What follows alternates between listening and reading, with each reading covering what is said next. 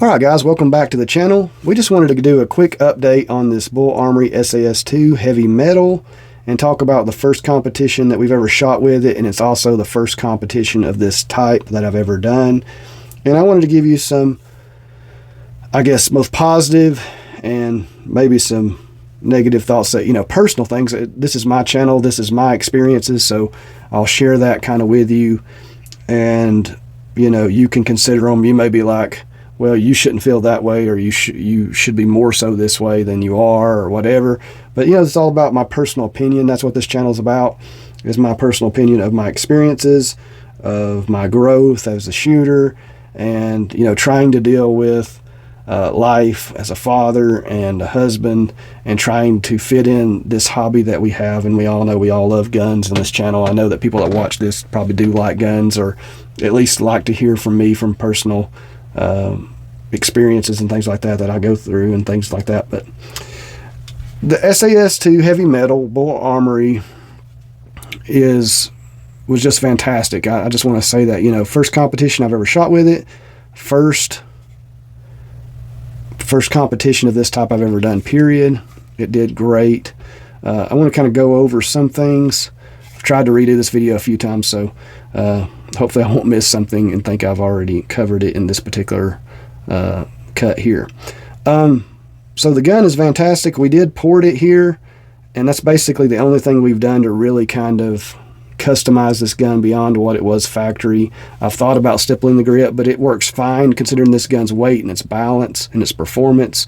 You really don't need any more stippling than what it's got, especially with this large mag well that kind of keeps your hand up high on the gun. Even my smaller hands, it kind of keeps my hand up on the gun, so I don't really slip off the grip.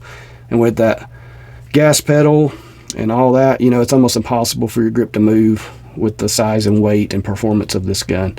At first I didn't like this particular gas pedal, I guess you call it, for lack of a better term, but after shooting it, it really does work just fine. My finger doesn't go, if you had really long fingers, your finger might go way up here on the top, but it really doesn't have to. As long as you're touching this, it is helping you with your performance and keeping the gun kind of very stable and keeping that kind of vibration down from the recoil.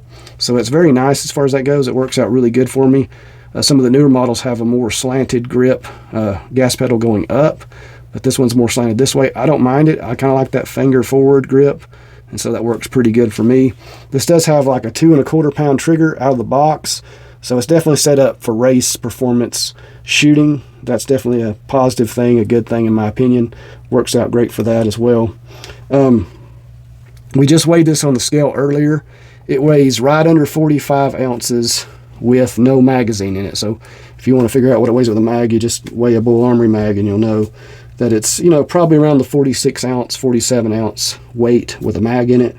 So really good weight. I've always found that 45 ounce weight on a pistol is about the perfect weight, to where it's not so heavy that you cannot transition well, but it's also got enough weight to where the recoil is softened significantly and your nerves are kind of not shown through when grabbing a gun. When you've got a really lightweight gun and you're holding it and you're nervous, the gun tends to be shaking. But when you're doing you've got a heavier gun that's about 45 ounces or more, the gun just tends to kind of calm your nerves. The weight of it, your muscles, balancing that gun out, kind of make your hand steadier than if you did not have that weight. So that's a good thing as well. But like I said, this little port too, and go back to the port here, I cut this because I want to shoot this 9mm minor most of the time. So this port really makes those minor loads shoot flatter and softer. When you've got a long barreled gun, a pistol like this, your minor loads just do not work the comp, because most of your gases and your powder is burned up before it hits the end of the barrel. Therefore the port, the comp on the front, does not get worked. So you got all this large multi-chamber port, and if you're shooting a minor load, it's almost like this is not even there, and it almost makes this useless. But with this port on here, it kind of does release more gases and pressures and keep that muzzle down, whether you're shooting 9mm major or minor. That port really does help. I noticed a considerable difference with just that one port when shooting a stock, standard 115 grain box ammo, You can buy off the shelf, and you don't have to spend a lot more money getting that major load to get your performance out of this gun. And also, that being said, it's also another positive about that is 9mm major loads, which are, those of you who don't know, it's basically like plus P plus ammo. 9mm ammo is what major loads would be. And so the really high pressure 9mm ammos are tough on guns. So now I can shoot this with a cheap, light loaded 9mm ammo, and you're going to get a lot higher round counts without having to worry about breaking anything in the gun and it being harder on the gun, and it performs as well as you're shooting a major load. Or you can shoot a major load up the spring weight on the recoil spring, and you can do either one. Now it's set up to where I can do either, and I really like that, and you're getting about the same performance whether you do one or the other. And you can do it a lot cheaper with the minor loads. If certain competitions don't give you an advantage for shooting a major load, and it's harder on the gun, why would you shoot it? And it's more expensive. Why would you shoot it? So, that being said, the gun was fantastic. I mean, everything about it, the dot was always there. I don't remember one time that stood out to me where I couldn't find the dot. The dot was always right where I needed it to be. Every time, all the time, every time I shot the gun fast, the dot was always right back where it needed to be. So, very easy for follow-up shots. On the first stage of the match, which is actually my last shooting stage because I started on stage 2, but my last stage that I shot, which was stage 1, I actually only had one miss, and we had some pretty hard targets on that stage. And I would say it's very, very rare that a pistol shooter at this particular competition, or let's just say at this particular competition, if I could see the misses, I would say that very few pistol shooters went through a whole stage without more than one miss. So I was very happy that on that stage I went through the whole thing with only one miss out of like almost 30 steel targets. I noticed that, and it was just impressive to me. I even impressed myself when I saw that, because I wasn't moving very fast, but I was moving quick enough, and the fact that I was able to hit every target on the first shot was very impressive.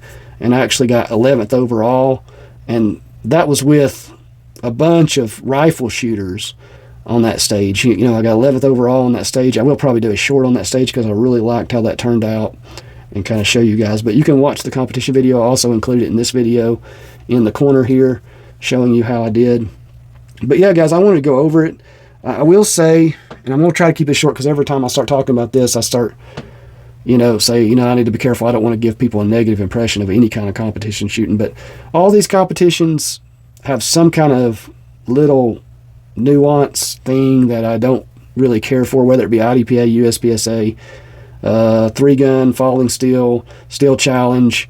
I've watched a lot of these over the years. I've shot in some of these competitions. I've seen people's opinion. And all these competitions are, I will say, as a new shooter, and I see this more as a new shooter than I do once I've done it for a while, because as you become a veteran of that sport, you don't care as much. But I just want to say this, as a new shooter of this falling steel,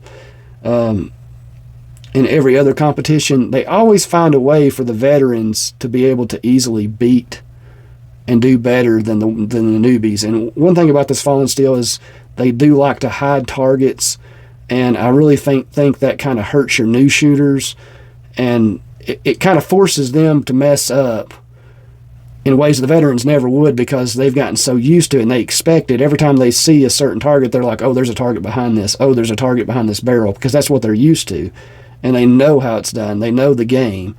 And new shooters get a little bit discouraged, and I did too Saturday, because I missed 3 of these hidden targets. And if I would have seen them, it would have cost me like another 3 seconds to actually knock these targets over. I wasn't having a hard time hitting targets. I had a pretty good accurate match Saturday. I was pretty happy with my accuracy.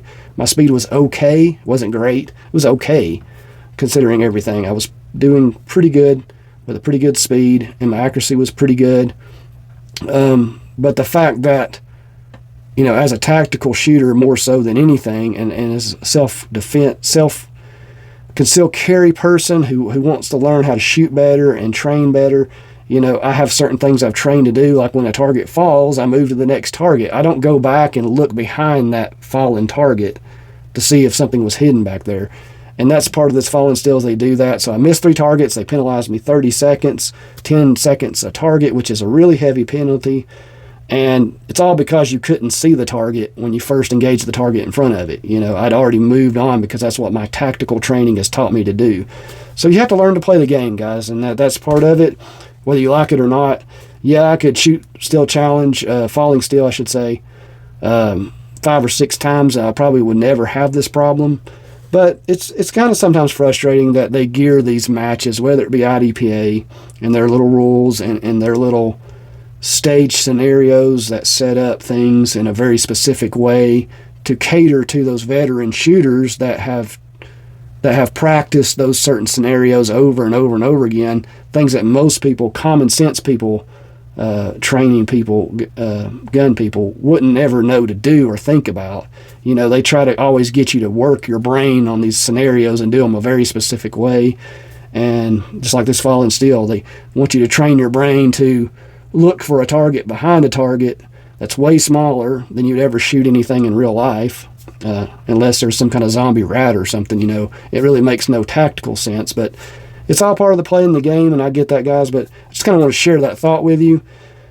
I finished 24th out of 55 with this gun, and that's considering there's probably 20 or more rifle shooters, and I don't care what people say. I'm not the best rifle shooter, so I'm not saying I could have done way better with a rifle than I could this pistol, because I don't shoot rifles in competition very often at all. I've actually yet to do that. I have rifles I could shoot in competition, but shooting a rifle is a lot easier at small targets than a pistol. I don't care if it's this pistol, a smaller pistol. You know, shooting a rifle is going to be a lot more accurate to hit those targets at longer distance, the smaller targets for sure. And so I got 25th, and that's with maybe 12 or something rifle shooters being ahead of me. So really, I got more like 12th or 13th, 14th in the pistol division, which I was pretty happy with. So overall did good, but if I wouldn't have had those penalties from those hidden targets, if I would have taken the time and shot those targets, I did the math, and I would have probably got 13th or 14th place my first time in this competition out of 55 if it wasn't for those hidden targets that I could not see when I engaged the target sets. And, you know, if I would have had the experience with this particular game that other people have, you know, I'd have been able to do a lot better, right? So that's just something I wanted to share. So if you get into competition shooting, make sure that you kind of pick one or two that you really like and learn the game, you know, as much as possible before you get into it, because you will get really frustrated when you're not taking the time to really get your brain processed on how this one works. What are the little things, the little quirks that they try to pull over your eyes to get you to not be as good as a newbie over the veterans who are going to absolutely, you know, do awesome because they've got all that figured out. What are those things that they do in that particular competition to try to make the veterans look better than the newbies? Even if the newbies are better shooters, you know, it doesn't really matter. The veterans have got it figured out as far as the movement, you know, the target arrays. How do you shoot this Texas Star? What's the fastest way to engage it? You know, falling steel competitors will know this stuff a lot better than I do. And I think I did pretty good overall. I mean, in some things I did really well. Other things I kind of was a little slow on, but I was very happy with the results. The gun is fantastic, like I said. I'll give you another look at this thing. I kind of wish, you know, it had a better dot on it. This is not a bad dot. It was just fine, worked just fine. But, you know, if I was to shoot this gun 10 times a year, I would definitely change out the dot because the battery life's not too good. That's why you see I take the battery out every time, because this thing tends to drain batteries pretty quick. I think it's only got several hours, you know, of actually running this at its brightest setting. It only runs for several hours without going bad. So I try to keep the battery out so that I can shoot several competitions or take it out to the range several times before it goes bad. But overall, it performs really well, and I didn't have any issues with this thing overall. You know, that really large magwell made changing magazines extremely easy.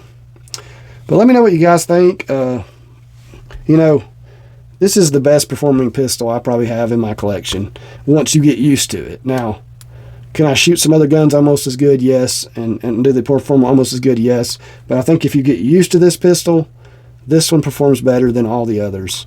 And it should, you know, its size, its weight, you know, it's just set up for performance with this, you know, even the handle there and the gas pedal, you know, it should. That's what you're paying for when you buy this gun. So, but I would say it is probably the best performer once you get used to it of any other gun that I have in my collection for pistols. And yeah, let me know what you guys think. Please like and subscribe. It helps the channel more than you know. God bless. Have a great day. We're going to add some more content soon. We'll catch you guys later.